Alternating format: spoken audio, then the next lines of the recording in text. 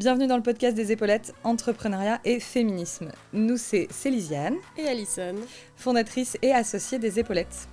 Ici, on parle sans détour de carrière, de plafond de verre, de maternité, d'IA, de confiance en soi et d'équilibre vie pro-vie perso. Entrepreneuses ou salariées, on est là pour déconstruire les injonctions, partager nos expériences et oser prendre notre place ensemble. Alors ajuste tes épaulettes et bonne écoute. Aujourd'hui, on aborde un nouveau sujet de l'entrepreneuriat qui va pas potentiellement pas concerner tout le monde, mais quand même une grande partie. Beaucoup de femmes. Ouais. On va parler du sujet de la grossesse et de la maternité dans sa globalité quand on est entrepreneur. Et de l'impact que ça a dans notre vie professionnelle. Parce que ça a un impact. Oui, ça a un impact qu'il ne faut absolument pas minimiser, ça se prépare, ça se vit avec intensité. Je trouve que ça a beaucoup évolué là, ces dernières années. Il y a un vrai sujet là-dessus. Il y a de plus en plus de gens qui en parlent. Il y a des podcasts qui ont pris le sujet à bras-le-corps. Il y a des programmes aussi qui sont subventionnés par l'État. Enfin bref, il y a pas mal de choses qui se mettent en place, ce qui est plutôt une bonne chose. Mais ça a beaucoup changé. Tu vois, ma première fille, elle a 3 ans. Et il y a 3 ans, ça existait déjà. Ouais. Mais déjà, ça fait pas très longtemps qu'on parle réellement de tout ce qui englobe la maternité. Des injonctions, de ce qui est dur aussi, du postpartum. Voilà, de tous ces sujets-là, ça doit faire... ça a commencé juste avant la naissance de mon fils, donc ça doit faire 5-6 ans que c'est un peu moins tabou. Mais je pense que sur le sujet plus spécifique de l'entrepreneuriat et de l'impact quand on entreprend, ça, non, je vois passer beaucoup moins de contenu. Ouais. Alors que c'est un vrai sujet.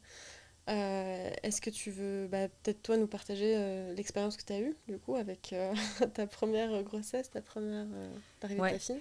Là du coup déjà, juste pour poser le décor et te dire aussi pourquoi on parle de ça, toi tu as 2 enfants. Oui. Donc 5 et 2. Et 2 ans et demi, oui. Voilà. Moi donc j'ai une fille, donc 2 garçons. Et moi j'ai une fille qui a 3 ans, bientôt 3 ans et demi, et j'attends le deuxième que ma fille a décidé d'appeler Véronique. Que nous pouvons appeler Véronique pendant ce podcast parce qu'il ne s'appellera pas Véronique. C'est un petit garçon. Voilà, et du coup, qui est prévu là pour dans 2 mois. Voilà, donc comme ça, moi pour l'instant, je pourrais pas parler de c'est quoi vraiment l'impact du deuxième, mais je peux déjà partager l'expérience du premier et puis même de la deuxième grossesse. Pour donner le contexte, du coup, ma fille, quand elle est née, j'étais seule, entre guillemets, sur les épaulettes. En tout cas, t'étais pas là encore, donc j'étais pas associée. Donc j'étais seule aux manettes. J'avais une alternante qui travaillait pour les épaulettes. Et j'avais une amie qui était freelance et qui travaillait, on va dire, à mi-temps sur les épaulettes. Donc, ce qui permettait de faire, entre guillemets, vivre les épaulettes en mon absence. Mais c'était encore moi qui assurais au moins 50 à 70% des mentorings, des formations. Donc, c'était encore vachement dépendant de moi à ce moment-là. Donc, je pense que ça, c'est un point important. Et par contre, j'étais très libre de l'organisation de mon temps. Beaucoup plus que ce que j'ai été là sur cette deuxième grossesse, où j'ai fait des missions freelance qui du coup m'imposaient des rythmes de travail un peu différents. Donc déjà, la grossesse s'est vachement bien passée, la première grossesse. Je sais pas toi, si tu as une différence entre ta première et ta deuxième grossesse, mais tu vois, moi professionnellement, ma première grossesse, j'ai vraiment eu la sensation que je pouvais gérer mon temps, que je pouvais bosser allongée dans mon canapé toute la journée. Même si, tu vois, au premier trimestre, j'ai été très fatiguée, pour les 2 grossesses, pour le coup. Mais j'ai dû annuler des formations, etc. Parce que j'étais en incapacité d'animer des formations dans mon état de fatigue, quoi. Oui, on va nous dire que la grossesse, c'est pas une maladie. La grossesse, c'est pas une maladie, mais ça a un impact colossal sur le corps, sur le niveau de fatigue, sur le mental, sur tout. Donc c'est pas une maladie, mais c'est pas rien. Et pour moi, c'est quelque chose qu'il faut l'anticiper, il faut le savoir, que ça peut nous mettre en incapacité de travailler. C'est clair. Ça peut nous mettre en PLS. Moi, clairement, pareil, le premier trimestre pour les 2, j'étais un légume. J'ai vraiment une fatigue que j'ai jamais ressentie dans ma vie. Donc ça se prépare, ça. Oui, vraiment, la fatigue de grossesse, je pense que tant que tu l'as pas vécu, tu peux pas imaginer ce que ça donne. Vraiment, genre... c'est un délire. C'est très très fort. Ouais. Et après, moi, j'ai vachement été prise de court à la naissance de ma fille. Je m'attendais... En fait, je me suis découverte dans un rôle dans lequel je ne m'attendais pas. Tous ceux qui me connaissaient à ce moment-là, etc., qui m'avaient vue, qui me voyaient, ça faisait... quand ma fille est née, ça faisait 3 ans. Ouais, ça faisait 3 ans que j'avais lancé les épaulettes. Je travaillais, mais vraiment d'arrache-pied. J'avais un rythme de travail qui était hyper soutenu, vraiment très, très intense. J'ai retrouvé, parce qu'en fait, on pourra en parler aussi, mais ma première année d'entrepreneuriat, j'ai fait un burn-out entrepreneurial. Tu te rappelles, on en avait parlé ensemble à ce moment-là. Et j'ai été accompagnée par une coach pour essayer de sortir, de remettre de l'équilibre dans ma vie, etc. Et en fait, à ce moment-là, du coup, j'avais fait des plans, j'avais fait plein de notes et tout sur mon équilibre idéal, machin. Et dans mon équilibre idéal, du coup, je suis retombée dessus il n'y a pas très longtemps. C'était finir ma journée entre 19h et 20h. Voilà. Aujourd'hui, avec un enfant, finir ma journée entre... Bah, c'est pas possible, en fait. En fait, aujourd'hui, aller chez la nounou, à 18h, ma journée, elle est terminée. Donc, ma journée se termine entre 17 et 18h. Donc ça, on pourra en reparler. Mais pour le coup, ça a eu un impact plutôt positif sur mon équilibre vie pro-vie-perso. Mais bref. Ce que je voulais dire surtout, c'est que donc j'avais un gros rythme de travail. Enfin, à ce moment-là, moi, on s'est mariés, par exemple que je donne régulièrement, mais je me suis mariée, je suis partie en voyage de noces en Afrique du Sud avec mon ordinateur parce que j'étais en train de lancer la première promo de collectif de la Comète et que du coup, j'ai bossé quasiment tous les jours de mon voyage de noces. Et genre... j'étais incapable de décrocher, quoi. Bref, les premières années d'entrepreneuriat, je pense que tu peux vite tomber dans ce truc-là si ton activité fonctionne et tout, tu t'engraines, tu vois, tu t'émulsionnes toute seule. Voilà, et donc du coup, tous les gens qui me connaissaient me disaient genre, ah mais toi, enceinte, tu vas pas réussir à t'arrêter. Et quand ton bébé va naître, tu vas reprendre le travail direct, tu vas bosser avec ton bébé, ça va trop te manquer de pas travailler, etc. Et j'avais ces croyances moi-même sur moi, tu vois. Moi-même, je pensais qu'effectivement, ça allait se passer comme ça, c'était sûr. Et spoiler alerte, ça s'est pas du tout passé comme ça, mais genre pas du tout. Je me suis arrêtée 1 mois avant la naissance et franchement, j'ai vraiment coupé et j'ai kiffé pendant 1 mois. J'ai regardé tout le catalogue Netflix, voilà, et c'est la première fois de ma vie où, je pense que c'est la première fois de ma vie où t'as aucune injonction à faire, à produire, tu vois. Et où toute la société et tous les gens autour de toi te disent repose-toi, prends du temps pour toi, machin. Alors que, tu vois, moi, j'étais passée par une phase de chômage avant de créer les épaulettes. Quand j'ai quitté Paris et tout, j'ai eu 6 mois, en gros, où j'étais au chômage. Et où, clairement, j'aurais pu aussi juste prendre du temps pour moi, me reposer et tout. Mais où les discours autour de moi et les attentes autour de moi étaient bon, du coup, t'as cherché du travail, t'en es où, t'as des entretiens, machin, où t'avais une espèce de pression. Et donc là, la grossesse, ça a vraiment été le premier moment de ma vie où tout le monde était genre repose-toi et tout. Et donc, j'ai vraiment donc réussi à lever le pied. Et quand ma fille est née, c'est un truc que j'ai souvent partagé dans des retours d'expérience et tout. Je me suis vraiment dit, en fait, mais j'ai pas envie de travailler, en fait. J'ai envie de rester avec ma fille et de m'en occuper et d'être avec mon bébé, et voilà. Je me suis découvert là-dedans et j'ai adoré, mais vraiment, j'ai adoré pouponner, ne pas travailler. Et je me rappelle, je déjeunais avec des copines qui me parlaient de boulot et j'étais genre... On s'en fiche. Mais j'en ai rien à carrer, quoi. Vraiment, genre, j'ai juste envie de parler de mon bébé, là. Et je m'attendais, mais tellement pas à ça. Et je sais qu'il y a eu des déceptions autour de moi, tu vois. Il y a des personnes qui s'attendaient tellement pas à ça de ma part, tu vois, que Céline est devenue chiante, quoi. Ouais, elle a changé. Ouais. Et oui, elle a changé, en vrai. Et effectivement, j'ai changé, tu vois. Et ça a été un sujet avec mon mec à ce moment-là. Parce que je dis, en fait, vraiment... Si j'écoute mon instinct pur, genre la petite voix à l'intérieur de moi, purement, j'arrête de bosser, je fais mère au foyer et je m'occupe de ma fille et on fait un autre bébé et on enchaîne. Et voilà, parce que je kiffe, vraiment, je prends grave du plaisir à faire ça. Sauf que ça va à l'encontre de... Et pour moi, c'est un choix absolument OK à faire à partir du moment où c'est un choix personnel. Sauf que ça, pour moi, ça allait à l'encontre de 2 valeurs beaucoup trop importantes pour moi. La première, c'était que mon mec soit autant impliqué que moi dans l'éducation de nos enfants. Par défaut, s'il y en a un qui travaille et l'autre qui travaille pas, bah, je savais que j'allais porter 90% de la charge éducationnelle de nos enfants. Et pour moi, c'était trop important qu'ils soient impliqués autant que moi là-dedans. Donc, je pouvais pas... voilà. Et le deuxième, c'est que bah, je voulais que mes enfants aient aussi... on a parlé des rôles modèles dans un épisode précédent, mais que bah, mes enfants aient aussi une mère qui les inspire, qui réussissent, qui est autre chose aussi que la maternité pour s'épanouir. Même si vraiment, au fond, franchement, je me suis fait violence quoi, pour retourner au travail. J'avais pas envie. Ouais. Mais je me disais, j'ai ces 2 trucs-là qui sont vraiment très importants pour moi sur le long terme. Et du coup, ça veut dire que je vais faire un choix qui va à l'encontre de ce que j'aurais choisi naturellement à ce moment-là. Tu vois. Et donc voilà. Donc j'ai repris le travail au bout de ces 5 mois. J'ai quand même pris 5 mois avec elle. J'ai repris le travail et j'ai repris le travail 4 jours par semaine. Je gardais un jour pour m'occuper d'elle, le vendredi. Donc c'était cool. Et puis en fait, je sais pas toi comment tu l'as vécu. C'est intéressant que tu le partages aussi. Et moi, j'ai vraiment eu la sensation que ça m'a pris 2 ans. C'est vraiment à ces 2 ans où je me suis dit genre, ah ouais, ça y est, genre je redeviens entre guillemets moi-même. Même si je pense que j'étais moi-même, tu vois, aussi dans le postpartum immédiat, etc. Mais... ça y est, tu vois, genre il y a des trucs qui changent. J'ai plus autant besoin d'être collée à elle. Vraiment, ça m'a pris 2 ans pour me retrouver une envie et retrouver un peu le feu de l'entrepreneuriat, quoi. Et du coup, j'ai décidé d'en faire un deuxième comme ça. Toi qui t'as foutu pour foutu, on y va.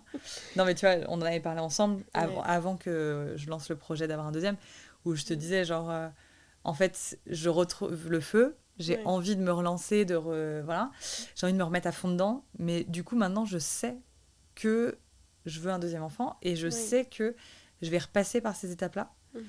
Du coup, je sais pas quoi faire. Est-ce que j'attends et je ferai un enfant dans 5 ans, histoire d'avoir le temps de faire avancer ma boîte entre-temps ou est-ce que j'enchaîne et on se dit après, hop, c'est terminé. Et toi, du coup, tu m'avais dit, tu fais clairement partie de mon choix de faire un deuxième enfant maintenant. Mais à ce moment-là, tu m'avais dit, genre, meuf, pourquoi t'attends en fait, enfin, vas-y, lance ton bébé.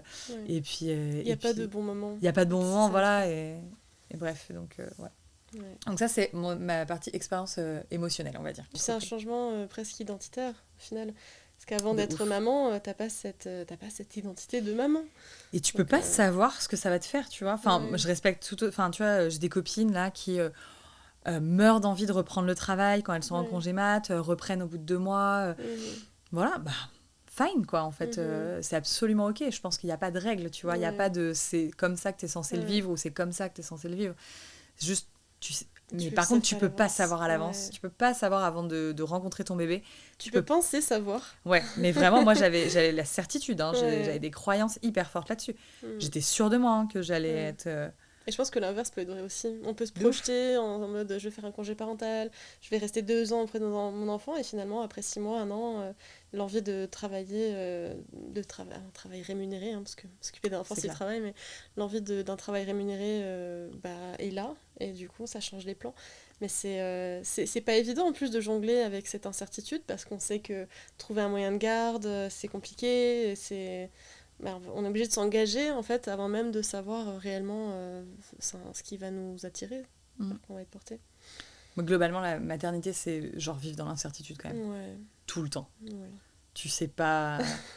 tu sais jamais ce qui va te tomber dessus, quoi. En fait, chaque jour est différent. Quand t'es enceinte, tu sais pas à quoi va ressembler ton bébé. Est-ce que... Enfin, ressembler, pas physiquement, on s'en fout. Mais tu vois, est-ce que... c'est faire des plans, moi, tu vois, là, c'est des trucs tout cons, mais...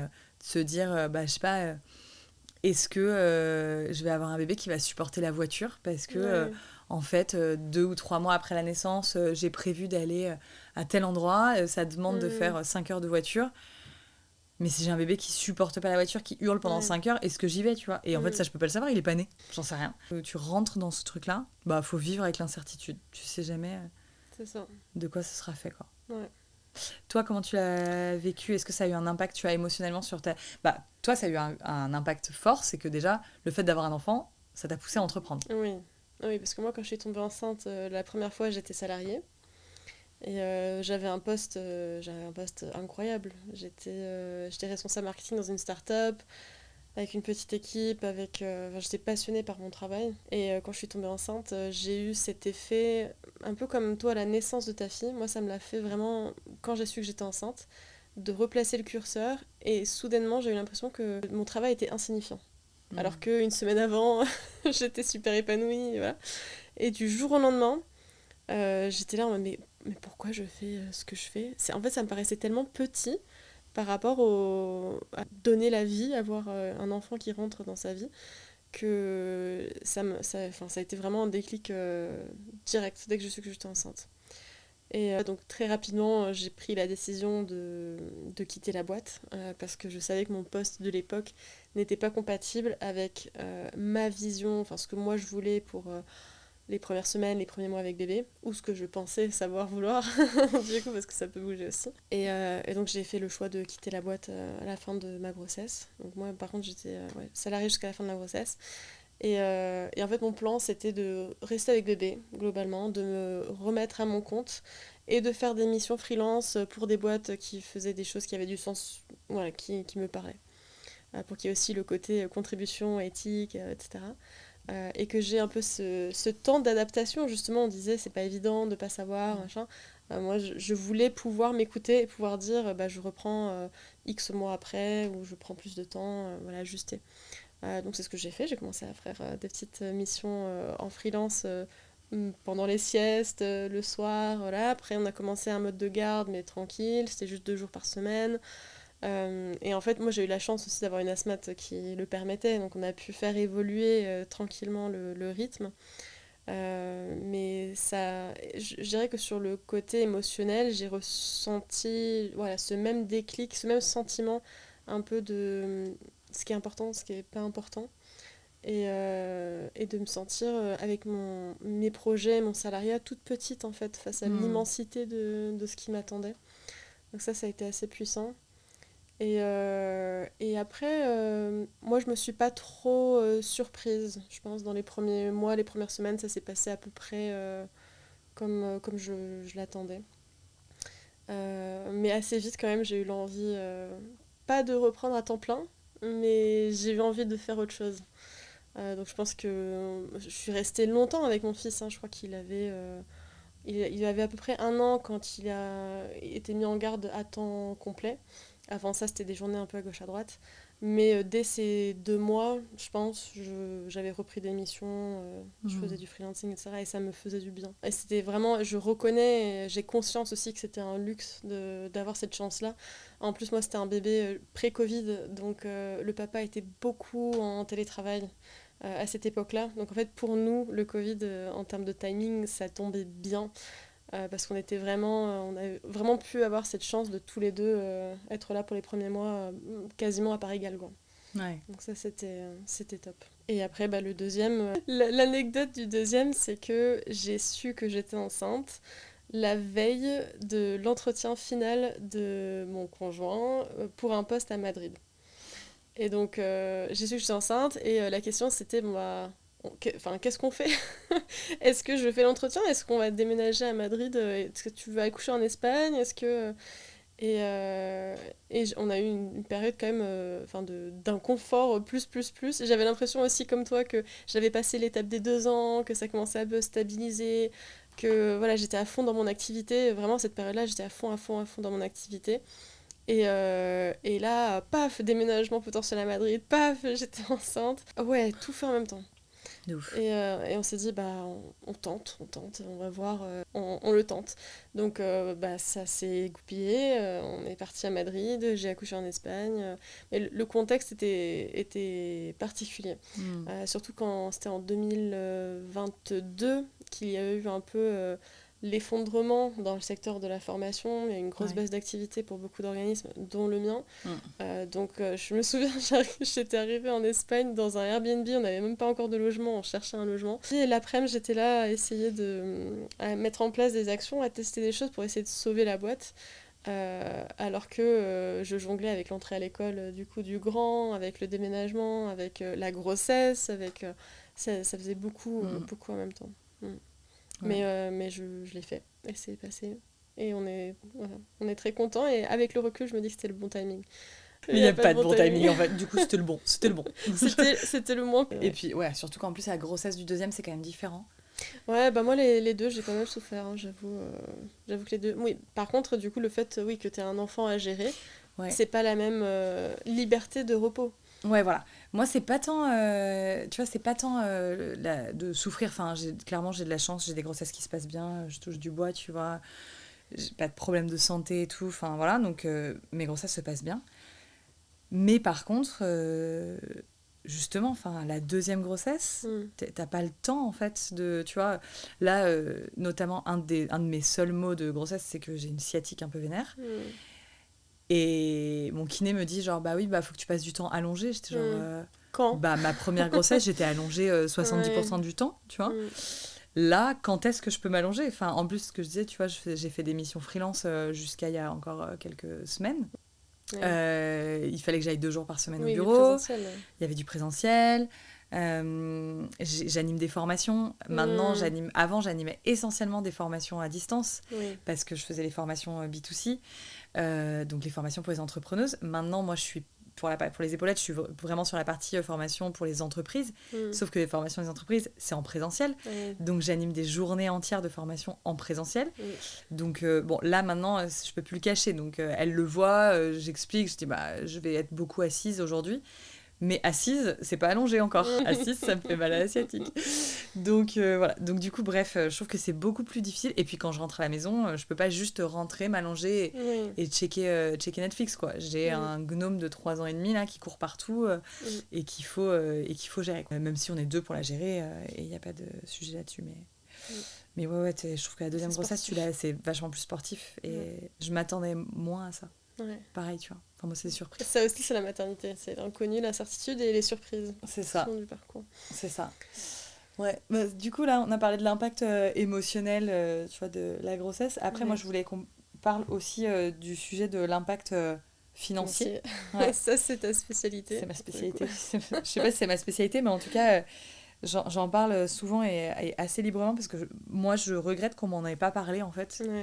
Avant. Et pareil, il y a des podcasts hyper intéressants là-dessus, il y a des livres aussi qui peuvent être des ressources bien plus approfondies que ce que je vais partager là, et peut-être que tu auras aussi des expériences à partager. Mais notamment, vous avez le livre de Lucille Quillet sur ce que le couple hétérosexuel coûte aux femmes. Et il y a un podcast aussi dessus là, avec Plan Cash qui parle aussi de ça, bref, qui est très intéressant. Donc je vous recommande ces ressources-là si vous voulez aller plus loin sur ce sujet. Mais déjà, pour le partage d'expérience, en fait, donc moi j'avais ma boîte depuis 3 ans, la boîte elle fonctionnait très bien. Le Covid, moi j'avais pas de bébé, mais ça a été un accélérateur parce que formation digitale à distance, formation sur le digital à distance, d'un coup c'était le truc que tout le monde devait et voulait faire. En plus des gros budgets de formation qui avaient été débloqués par l'État, etc. Donc vraiment ça a été 2 grosses années, de 2020 à 2022, ça a été 2 années hyper intenses d'un point de vue professionnel. Donc j'avais réussi à mettre pas mal de trésorerie de côté. Le premier sujet que je voulais partager quand même, c'est quand j'ai monté ma boîte en 2019. J'aurais pu à ce moment-là créer une micro-entreprise et lancer le sujet, sauf qu'en 2019, j'allais me marier, je savais qu'on allait vouloir faire un bébé dans les années qui allaient suivre, quoi. Et du coup, bah, tout de suite, j'ai pris contact avec une comptable pour lui demander, parce qu'en 2019, il n'y avait pas de congé mat pour les entrepreneurs. Donc, du coup, j'ai demandé comment je fais pour, si demain je tombe enceinte, comment je fais pour me protéger et avoir un congé maternité. Et donc, du coup, j'ai dû monter une SAS. Bon, du coup, aujourd'hui, c'est plus valable parce que maintenant, il y a des congés maternité pour les micro-entreprises, pour les SARL, pour tout le monde, enfin, pour les entrepreneurs, les micro-entrepreneurs, etc. Donc, il y a vraiment des congés maternité pour tout le monde. Chaque solution a son congé maternité. Mais à l'époque, on devait être salarié pour avoir un congé maternité. Donc, quand j'ai créé les épaulettes, c'était une SAS et j'étais salariée de la boîte. Sauf qu'en SAS, tu payes 65% de charges. Donc, préparer ton congé maternité pour pouvoir avoir un bon congé maternité. Ton congé mat, il est calculé sur tes 3 derniers mois de salaire. Donc, ça veut dire qu'il faut que tes 3 derniers mois, tu te payes un bon salaire. Sachant que, voilà, même si ça marchait, je ne me payais pas des milliers et des cents non plus. Mais du coup, pendant 3 mois, je me suis payé un bon salaire pour pouvoir avoir le congé maternité le plus avantageux possible. Sauf que me payer un bon salaire, c'était payer le double en charge, plus du double en charge. Donc rien que ça déjà, disons que j'ai dû me payer, je sais plus exactement les chiffres, mais j'ai dû me payer genre 3 000 € par mois pendant les 3 mois avant le congé mat pour pouvoir toucher 2 000 € de congé mat, en gros. Mais payer 3 000 €, bah en fait ça coûtait 7 000 à la boîte. Donc en fait j'ai dépensé déjà 3 fois 7 000 balles juste pour préparer, pour pouvoir avoir ensuite 2 000 € de congé maternité. Donc déjà il y avait un investissement financier en amont qui avait été non négligeable. Et ça, pour moi, c'était la première inégalité, parce que ça me rendait ouf de me dire, les mecs se posent pas la question, quoi. Un mec qui monte sa boîte ne va jamais devoir se dire, qu'est-ce que je dois mettre en place comme solution pour pouvoir me protéger si on a un enfant, quoi. Alors que, en fait, si on a un enfant, c'est censé l'impacter aussi, quoi. Même si c'est pas les mêmes impacts physiques, c'est quand même des impacts importants. Donc ça, c'était pour la préparation du congé mat. Après, je pense que j'ai fait une erreur stratégique. On a parlé ensemble déjà de faire des erreurs. Mais pour moi, en fait, vu que la boîte évoluait vachement, j'ai voulu aller très vite. Quand j'ai su que j'étais enceinte, j'ai voulu la développer en mode... ok, bah là, l'objectif, c'est que ça sorte de moi et qu'elle puisse continuer sans moi, cette boîte, pour que je puisse m'arrêter et que je puisse vraiment sortir du game. Et donc, sauf que la boîte n'était pas prête et que ça prend du temps, en fait, pour faire évoluer, pour passer dans toutes ces étapes-là. Et donc, j'ai voulu faire en 6 mois ce que j'aurais dû faire en 2 ans. Quoi. Sauf que, spoiler alert, ça n'a pas marché. Donc, en fait... l'apprenti qui travaillait avec moi à ce moment-là a été absolument génial, incroyable. Mais d'ailleurs, je l'ai mise dans une situation... qui est clairement pas une situation acceptable pour une apprentie, de se barrer pendant 6 mois. Pendant 6 mois, elle a été toute seule dans la boîte, avec la freelance qui travaillait pour nous, mais c'était la seule représentante. Enfin, je pense que vraiment, ça a été très dur pour elle. Et ça a été hyper dur, et c'était vraiment pas fair play de ma part de faire ça. Donc, Eva, si tu passes par là, je suis désolée. On pense beaucoup à toi. Voilà. On a créé une assistante IA qui porte ton prénom. Mais voilà, donc ça a été... Je pense que ça a été mal géré, tu vois, à ce moment-là. Avec du recul, j'aurais dû... stabiliser le truc, et c'est ce que je recommande aux entrepreneuses avec lesquelles je partage et qui sont enceintes ou qui attendent ou en projet de maternité, c'est de stabiliser et de justement à ce moment-là en fait c'est de renforcer sa zone de confort, stabiliser le truc et ne pas vouloir lancer des nouveaux trucs, développer des nouveaux trucs pour que ça vive sans nous en fait. Quand on lance une boîte au début, ça a besoin de nous pour vivre. Donc voilà, et puis après, t'en as parlé, 2022, ça a été l'effondrement de la formation. Moi, ma fille, elle est née en avril 2022. Donc en fait, en mars ou en mai, on s'est fait virer du CPF. Ils ont viré tous les organismes de formation du CPF. Et moi, j'étais en plein congé mat. Et clairement, j'avais autre chose à faire que faire mon dossier d'appel pour dire qu'on était légitime à être sur le CPF. Voilà. Et donc, du coup, plus de financement. Les OPCO ont divisé par 10 leur financement. Enfin, bref, d'un coup, le secteur s'est effondré. Donc, en fait, on s'est retrouvés dans une conjoncture où moi, j'avais pas envie de travailler. Le secteur n'avait pas envie de travailler non plus, globalement. Et où, en fait, j'avais lancé plein de nouveaux trucs qui avaient besoin d'être soutenus et qui étaient soutenus par une personne qui elle-même avait besoin d'être soutenue parce qu'elle était en apprentissage, en fait. Et que c'est le rôle de l'apprentissage d'apprendre. Donc, ça a été globalement... un mauvais timing, tout ça.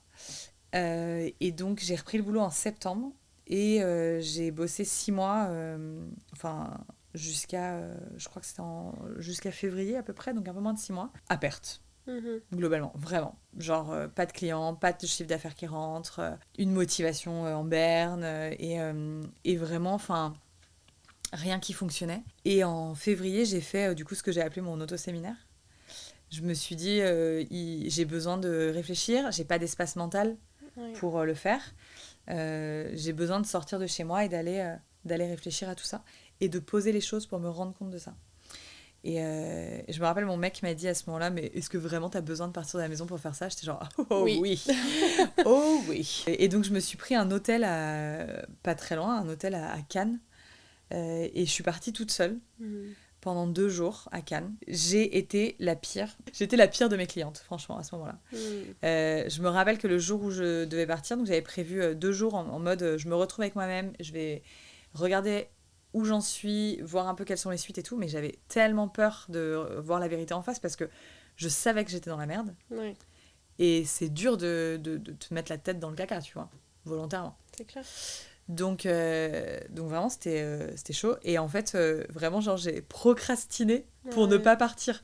Je me rappelle, j'ai nettoyé mes vitres le matin. Genre, je nettoie jamais mes vitres. Et genre, fallait que ce soit fait. Ah ouais, j'étais genre, non, mais j'ai ça encore à faire et tout, j'ai ça, machin. Ouais. Et à un moment donné, je me suis dit, bon, allez, faut que j'y aille. Je vais pas rester là pour toujours et tout. Donc, go, t'as réservé ton hôtel, tu pars. Donc, je suis partie.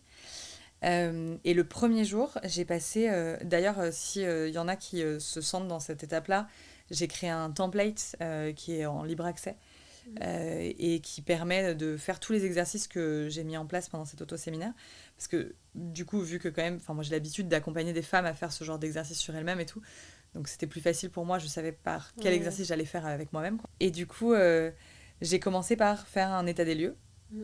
De combien j'ai gagné tous les mois, combien j'ai eu de clients, machin, et de me poser là-dessus, combien j'ai eu de charges, etc. Et vraiment me mettre la tête dans le caca. C'est vraiment ça. Et regarder les choses en face. Ouais. Et vraiment, je me rappelle de ce moment-là où j'ai fait tous ces exercices, je me suis sentie mal, j'ai eu envie de vomir. Littéralement. Littéralement, physiquement, j'étais en train de faire une crise d'angoisse, quoi. De voir tout ça, alors que je savais que c'était la merde. Oui. Mais juste là, de mettre des chiffres dessus, de s'en rendre compte, c'était vraiment physiquement très difficile. J'ai dû sortir de l'hôtel, j'ai dû aller dans le jardin de l'hôtel faire des exercices de respiration pour me calmer et tout. Vraiment, c'était vraiment physiquement difficile. Donc voilà, premier jour, j'ai fait tout ça, tous ces éléments de constat. Après, j'ai fait le calcul qui a été hyper important. J'ai calculé combien m'avait coûté mon congé mat. En fait, j'ai fait... Et donc, en l'occurrence, d'ailleurs, en écoutant un podcast l'autre fois, je me suis rendu compte que j'avais fait l'exercice à moitié. Moi, j'ai fait le calcul de combien ça m'avait coûté de devoir me payer en plus, de payer les charges de ma boîte pendant que je travaillais pas, de payer mon alternante, de me payer moi. Parce qu'en fait, un truc tout con, mais pendant le congé mat, je me suis arrêtée 5 mois. J'ai eu 2 mois et demi de congé mat, comme tout le monde. Et du coup, j'ai eu 2 mois et demi où j'ai dû payer moi-même. Sachant qu'en congé mat, j'avais un niveau de rémunération aussi, bref, qui était plus bas et tout. Et avec mon mec, on s'est jamais posé la question. On a continué à payer tout à 50-50, comme si je gagnais ma vie. Tu vois ? À aucun moment, on s'est dit, en fait, tu travailles pas, t'as pas de revenus. Donc, tu vas pas payer 50% du loyer, tu vois. Donc, j'ai continué à payer 50% du loyer, 50% des courses, 50% des vacances, enfin, machin. Et donc, ma trésorerie, j'avais mis de la trésorerie de côté, tu vois, avec ma boîte. Ma trésorerie, c'est fondu. Et bref, j'ai fait tous mes calculs et à la fin, je me suis rendu compte que mon congé maternité m'avait coûté 30 000 €. Ça m'avait coûté 30 000 € de m'arrêter et d'avoir ma fille. Et à côté de ça, mon mec qui est entrepreneur aussi, il était dans sa première année d'entrepreneuriat et lui, il a fait sa meilleure année. Mais c'est logique en fait, puisque moi j'étais à la maison, je gérais la charge mentale, je gérais les trucs. En même temps, on divisait les charges financières par 2, etc. Donc en fait, lui, il avait tout pour faire un super chiffre d'affaires, puisqu'il n'avait rien à gérer d'autre que son business. Et en fait, moi, à côté de ça, ça m'avait coûté tout ce que j'avais gagné depuis 3 ans et ce que j'avais pu mettre de côté, en gros, en trésorerie. Et donc, sur ces 30 000 €, j'ai fait la part de ce qui était des investissements personnels parce que c'est moi qui avais choisi de lancer certaines activités, etc. Et que ça, c'était pas apporté par mon conjoint. C'était des choix business. Donc, j'ai fait cette part-là et j'ai fait la part de ce qui, en fait, n'avait pas été discuté avec mon conjoint, mais qui n'aurait pas dû être porté par moi à 100%, en fait. Il n'y avait pas de raison que je paye la moitié de tout ce que j'ai dit avant. Et donc voilà, bref, ça c'était pour la partie financière. Et après, le deuxième jour, je me suis posée pour me dire, qu'est-ce que je fais de ma boîte ? Est-ce que je la ferme ? En gros, j'avais trois pistes. C'était, je continue à faire ce que je fais. A priori, c'était pas une solution puisque clairement, j'allais droit dans le mur. Donc, je continue à faire ce que je fais, ça marchait pas. J'arrête tout. Je ferme. Et je réinvente, je vais sur autre chose, je liquide judiciairement la boîte et on passe à autre chose. Ou je transforme. Et je transforme, c'est quoi les pistes de transformation ? Qu'est-ce que je peux inventer ? Et là, c'est là que ça peut être difficile de le faire toute seule, parce qu'en fait, pour transformer, il faut réussir à voir des choses qu'on n'a pas déjà dans notre tête, parce que sinon, on l'aurait fait. Et donc, il faut réussir à se challenger, à essayer de voir d'autres choses, etc. Moi, je suis habituée de le faire pour mes clients, donc en fait, je me suis quasiment auto-coachée là-dessus pour le faire. Mais je sais que c'est difficile pour beaucoup de personnes de le faire toute seule. Et c'est là que je me suis dit, en fait, transformer, ça veut dire notamment, une des solutions, c'est de m'associer. C'est de plus être seule, en fait. En fait, ce qui me pèse, c'est d'être solo. et de porter toute cette charge toute seule. Et voilà, bref. Et donc, du coup, en l'occurrence, après, je t'ai accompagnée à faire ton propre séminaire. Et c'est là qu'on s'est dit, mais en fait, on devrait s'associer. On a mis du temps quand même. Hein, on a mis du temps à parce que toi, ton retour, c'était il faut que je m'associe. Moi, mon retour, c'était ça me pèse de tout porter seul sur mes épaules aussi. Et on n'a pas eu le déclic tout de suite. Non, parce que tu vois, mon séminaire, c'était en février. Ouais. Et en fait, on a décidé de s'associer en juillet. Ouais. En juillet, je crois. En juillet, tu m'as envoyé ton PowerPoint avec tout ce qui était possible de faire. Je me rappelle parce que c'était mon week-end d'anniversaire de mariage. Donc, je sais quand tu m'as envoyé ton PowerPoint. Mais voilà. Et donc, du coup, je suis rentrée de ce séminaire. Et je me rappelle très bien, je suis rentrée et j'ai dit à mon mec, bah voilà, tout ce qui s'est passé pendant 2 jours et tout. Et puis, bah, du coup, j'ai fait les comptes et tu me dois, en l'occurrence, tu me dois 7 000 €. Et il était genre, waouh. Ok, donc là, en fait, t'es parti pour faire les comptes et tu reviens en me disant, tu me dois 7 000 balles. Bah ouais, mais en fait, moi, c'est de l'argent que j'ai investi. Il n'y a pas de raison que tu l'investisses pas non plus. Enfin, tu vois. Donc, en fait, tu me dois ça. Et à ce moment-là, je dis, en fait, le but n'est pas de te dire, tu me fais un chèque. Enfin, en fait, c'est pas ça le sujet. Le sujet, c'est, moi, j'ai investi et donc, en gros, je t'ai avancé, on va dire, 7 000 € dans la parentalité, tu vois. Donc maintenant, comment tu le rattrapes ? Comment tu le rattrapes ? Peut-être que c'est, tu vois, moi je bosse 4 jours par semaine aujourd'hui parce qu'on n'a pas de nounou le vendredi et jusqu'ici ça m'arrangeait bien. Mais peut-être qu'en fait, maintenant c'est toi qui vas prendre tous tes vendredis et moi je vais aller travailler, tu vois. Et c'est une des manières de rattraper, tu vois. Ou peut-être que les vacances, tu vas prendre plus de temps aussi avec notre fille et moi je vais... Enfin, tu vois, en fait c'est à toi de me proposer des idées. Je te dis pas que c'est financier, mais juste, t'as ce truc-là à rattraper. Et du coup, j'ai besoin de sentir que tu fais ta part, quoi, là-dedans. Et voilà, j'ai la chance, non, j'ai pas la chance, je l'ai choisi, d'avoir un conjoint qui, du coup, sur le coup, l'a très mal pris, pour le coup, comme beaucoup de personnes, j'imagine. Mais en fait, qui vraiment, le lendemain, est revenu vers moi en me disant « Ok, j'ai compris, et je suis d'accord. » Et du coup, je vais réfléchir à comment je rattrape ça. Et en l'occurrence, il a rattrapé notamment quand on a acheté une maison l'année dernière. Et finalement, il a mis plus d'apport que moi dans la maison, mais on a acheté à 50-50. Et du coup, il a rattrapé comme ça. Et voilà. Et du coup, là, pour la deuxième grossesse, et du coup, on s'est posé toutes ces questions-là en amont, tu vois. J'ai fait des tableaux de ouf et tout pour dire, ok, donc pour continuer notre niveau de vie, machin, voilà ma rémunération, ce qu'il me faut, voilà ce que je vais gagner, blablabla, je sais que je vais avoir tant de congés mat, je sais que je vais aussi ne pas travailler. Mon congé mat, il commence en août, donc en fait, juillet, certainement, c'est un mois calme. Décembre, c'est pareil, j'aurai plus de congé mat, mais du coup, ça sera un mois aussi assez calme et tout. Bref, donc il va falloir ajuster les salaires, etc., pour pouvoir continuer à payer aussi ma part du crédit, etc. Et donc, là, on a fait tous les comptes et on a dit, ok, en fait, pour pouvoir vivre sereinement ce congé maternité et paternité, parce qu'on a aussi compté cette fois, en l'occurrence, je lui ai demandé de s'arrêter pour de vrai, de travailler, parce que la première fois, il s'est pas arrêté de travailler. Donc là, je lui ai demandé de s'arrêter de travailler pendant au moins 3 semaines à la naissance, complètement. Et ensuite, de prendre 2 jours par semaine où il est à la maison, même s'il peut faire des rendez-vous, etc., qu'il soit à la maison pour, si jamais j'ai besoin de faire autre chose que d'être une maman pendant quelques heures, qu'il puisse prendre le relais. Si j'ai besoin d'animer une formation, de machin, que je puisse savoir que je peux compter sur lui, quoi. Voilà. Et donc, du coup, ça veut dire aussi une perte de revenus pour lui. Forcément, puisqu'il est aussi entrepreneur. Donc, on a calculé ma perte de revenus, sa perte de revenus. On a fait un package global en se disant, OK, en gros, on a calculé là qu'il nous fallait 12 000 € pour assurer nos arrières pendant ce deuxième congé maternité. Bon, il faut 12 000 €. Tu mets 6 000, je mets 6 000. Et puis, du coup, on a construit notre package, quoi. Voilà. Et donc, je sais pas encore comment ça va se passer concrètement maintenant. Là, c'est la théorie maintenant. Mais ça, vraiment, c'est un truc que je partage. En fait, ça a un coût. Et en l'occurrence, un des éléments que j'ai pas pris en compte dans mes calculs, mais qui devrait être pris en compte, mais bon, c'est le coût d'opportunité. C'est le fait que, en fait, effectivement, il y a tout ce que j'ai payé. Tout ce qu'on a payé pendant que je travaillais pas. Mais pendant que je travaillais pas, j'ai aussi pas fait de commercial. Bah J'ai oui, pas développé, je me suis pas fait connaître, j'ai pas développé d'opportunités, etc. Et donc, quand je suis revenue, oui, j'ai tu pars passé de zéro, 6 mois quelque à part. ramer et à galérer parce que j'ai relancé la boîte de zéro. Enfin, Bien vraiment sûr. à ce moment-là. Et en fait, bah, il y avait une perte de tout ce qui aurait dû se passer si j'avais Oui. travaillé pendant ces mois-là. Ouais. Et ça, c'est beaucoup plus dur à estimer, Mhm. mais c'est des trucs qu'il faut aussi prendre en compte quand on fait ses calculs. Ouais. Donc vraiment, faites vos calculs. Si vous attendez un bébé ou vous avez envie d'un bébé ou peu importe, mais faites vos calculs de l'impact que ça va avoir. Mieux vaut trop que pas assez, mettez trop de côté. Mhm. Mais voilà, calculez, et ces frais-là, on les divise, quoi. Ouais. Tout comme tous les frais liés à la maternité. Hein. Moi, je vais chez l'ostéopathe, je paye ça avec le compte commun, quoi. Ouais. C'est pas moi qui paye ces frais-là, en fait. Ouais. C'est le couple. Mhm. Parce qu'on est deux, en fait, à faire l'enfant. Moi, je suis le vaisseau, là, je transporte.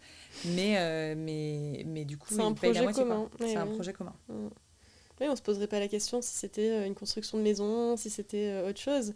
Et je pense que comme c'est un enfant, et ben, inconsciemment, on a relié l'enfant à la maman. Donc c'est le sujet de la maman. Bah parce que Voilà. tu le portes, en fait. Donc, et moi, je trouve il y a un truc là-dessus qui est très inégalitaire, mais physiologiquement. C'est que quand t'es une maman, quand tu crées un enfant, ta vie, elle change déjà 9 mois avant la naissance. Tu peux plus boire ce que tu veux, manger ce que tu veux, fumer ce que tu veux, j'en sais rien, tu vois. Mais en fait, ta vie, elle change à partir du moment où tu sais que t'es enceinte. Ouais, même avant, si tu veux préparer la grossesse. Même avant, si tu veux préparer la grossesse. Alors que quand t'es un papa, globalement, ta vie, elle change quand ton bébé naît. Ouais. Donc déjà, t'as 9 mois de retard sur la maman. C'est clair. Tu vois. Et donc, je trouve que ça, pour moi, pour le coup, je trouve que c'est plus dur pour un papa, la naissance, parce que, je me dis, eux, ils se prennent un mur, quoi. Alors que toi, ta vie, elle a déjà changé, tu vois. Tu te couches tôt, tu fais des siestes, t'es déjà fatigué. T'as la transition. Tu vois, t'es déjà préparé à ça, tu vois. Et donc, voilà, après, du coup, c'est d'autant plus important de préparer aussi financièrement les impacts et tu vois, et du coup, d'inclure le papa dans toutes ces réflexions-là. Ouais, c'est vrai que nous, on s'était pas du tout posé la question avant la première grossesse, ni avant la deuxième. Et je trouve ça hyper intéressant de faire ce travail en amont. Et en fait, finalement, c'est aussi un moyen de venir limiter les éventuels conflits, le sentiment de frustration aussi, d'injustice que beaucoup les mamans, du coup, peuvent ressentir. Et je veux dire, ça ne coûte rien de prendre un temps et de poser tout ça, de faire son tableau, ça reste une discussion. Et comme on dit, il n'y a pas de bonne recette, il n'y a pas de... sur l'organisation, sur est-ce qu'il veut prendre, combien de temps il veut prendre, combien de temps la maman veut prendre, etc. Il n'y a pas une formule à suivre, mais faut que les choix soient faits en conscience et que ce soit le fruit d'une discussion commune. Parce que sinon, c'est après, avec en plus la fatigue, avec la pression, le stress, avec un bébé à la maison, c'est pas le moment en fait de se lancer oui, et dedans. puis quand tu t'arrives en baby clash et que tu dis à ton mec tu me dois 7000 balles, oui. tu rajoutes un peu de l'huile sur le feu, tu vois, exactement. potentiellement. Donc c'est important d'avoir la discussion en amont, c'est clair. Et puis en plus, en vrai, c'est quand même un indicateur aussi du niveau d'investissement, tu vois.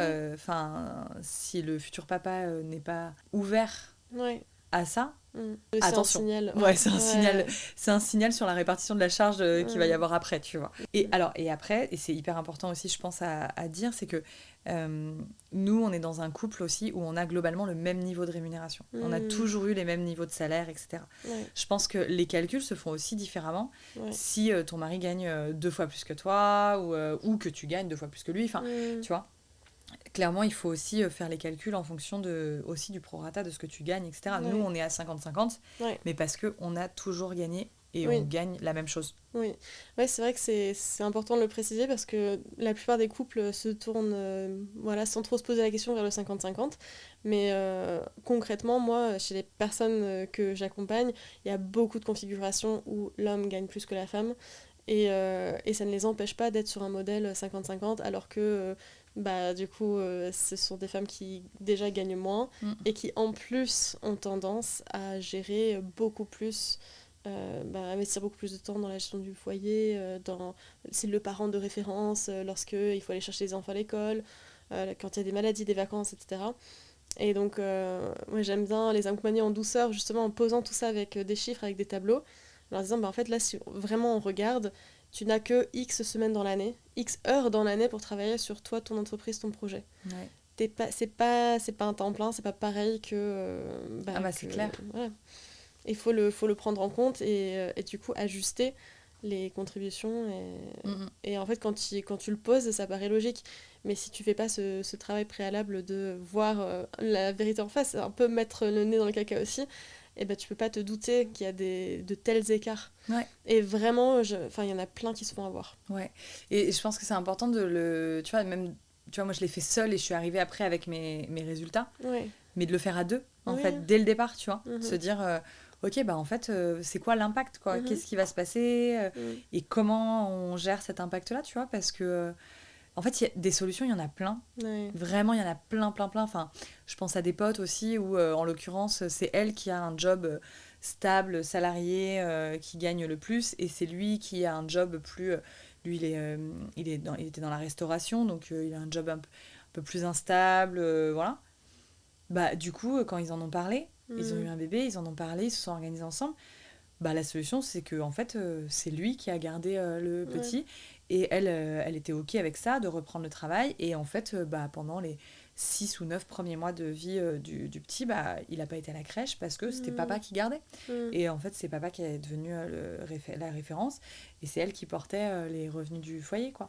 Et en fait, je pense que vraiment, il y a autant de solutions que de couple, que de famille. Juste, il faut trouver la sienne, quoi. Celle qui est juste pour tout le monde. Et que personne se retrouve lésé là-dedans. Et notamment, quand tu as une entreprise, c'est une ou des entreprises, c'est hyper important de se poser ces questions-là. Parce qu'il faut se protéger. D'ailleurs, on a créé un guide de discussion des entrepreneuses en couple. Donc, n'hésitez pas à nous le demander. Parce qu'au-delà de la parentalité, de la maternité, il y a aussi beaucoup d'autres sujets en lien avec l'entrepreneuriat qui doivent être abordés en couple au début du projet, idéalement, ou avant même le projet entrepreneurial. Parce que je pense qu'on parle du baby clash, mais je pense qu'il y a aussi souvent un entrepreneuriat clash. Parce que voilà, tu parlais du rythme de vie que tu avais, finir à 19h, 20h, bosser pendant ton voyage de noces. Nous, ça nous a valu des conflits. Mon rythme de travail par période, ça nous a valu des conflits. Donc voilà, bien réussir à poser les attentes, les besoins de l'un de l'autre. Parce que c'est pas anodin, c'est pas une aventure anodine. C'est clair. Donc ouais, discussion. Du coup, télécharger, il est sur notre site ? Il est pas encore sur notre... It's coming. On le mettra dans la description de l'épisode. On mettra dans la description de l'épisode le guide de discussion de couple quand on lance sa boîte. Mais oui, c'est clair, parce que là, on en parle au niveau de la maternité, mais en fait, quand tu te lances et que tu vas pas te rémunérer pendant X mois, c'est un sujet. C'est un sujet. Comment tu gères, quoi ? Finalement, c'est la même chose. Exactement. C'est le même sujet. Et après, par contre... très rapidement, mais je trouve que la maternité dans l'entrepreneuriat, pour moi, ça a été vraiment une opportunité. Ça m'a permis d'avoir un meilleur équilibre pro-perso, de mieux prioriser les choses, parce qu'en fait, tu as moins de temps de travail. Et du coup, tu priorises différemment, en fait. Et tu as tendance... Enfin, moi, en tout cas, j'ai tendance à moins m'éparpiller. Parce qu'il faut être plus efficace en un temps plus court. C'est ça, en fait, c'est pas que du négatif, on va aussi finir sur une note positive. Moi, je partage absolument ce ressenti-là. Moi, le succès de la boîte que j'ai lancée après la naissance de mon fils n'aurait pas existé si je n'avais pas, si j'avais pas donné naissance. Ce qui a fait que la boîte a marché, c'est déjà les opportunités que... Enfin, le fait d'être maman m'ont ouverte, puisque après on est parti sur des formations, cercle maman bébé, etc. Donc c'était déjà dans la thématique. Mais j'avais aussi ce truc de... en fait, il faut que je réussisse, parce que mon objectif, c'est de pouvoir passer du temps avec mon fils. Donc le succès n'était pas une option. J'avais pas de plan B, en fait. Il fallait que ça marche. Donc j'avais vraiment ce moteur de... t'as pas le choix, go, go, go. Alors qu'avant, j'avais déjà parlé de mon premier projet qui avait échoué. J'avais la sécurité, je procrastinais sur des trucs, je pouvais passer 4 heures à faire un visuel Canva, je travaillais beaucoup, mais j'étais pas efficace. Je perdais du temps avec le recul sur des trucs pas du tout importants. Et quand tu as 3 heures dans la journée pour bosser parce que tu cibles les siestes et le coucher de l'enfant, en 3 heures, tu fais l'équivalent d'une semaine de boulot. C'est clair. Parce que t'as pas le choix. Donc moi, ça m'a aussi apporté une bonne vague de productivité parce que t'arrives dans ce truc de... T'as pas le choix, en fait. Il faut y aller. Donc il y a des choses qui sont difficiles et il y a aussi, ça peut aussi venir nourrir aussi beaucoup d'élan. Et c'est important de dire voilà, il y a du difficile, mais il y a aussi du très très positif. Ouais, c'est clair. clair. Merci. Merci à toi.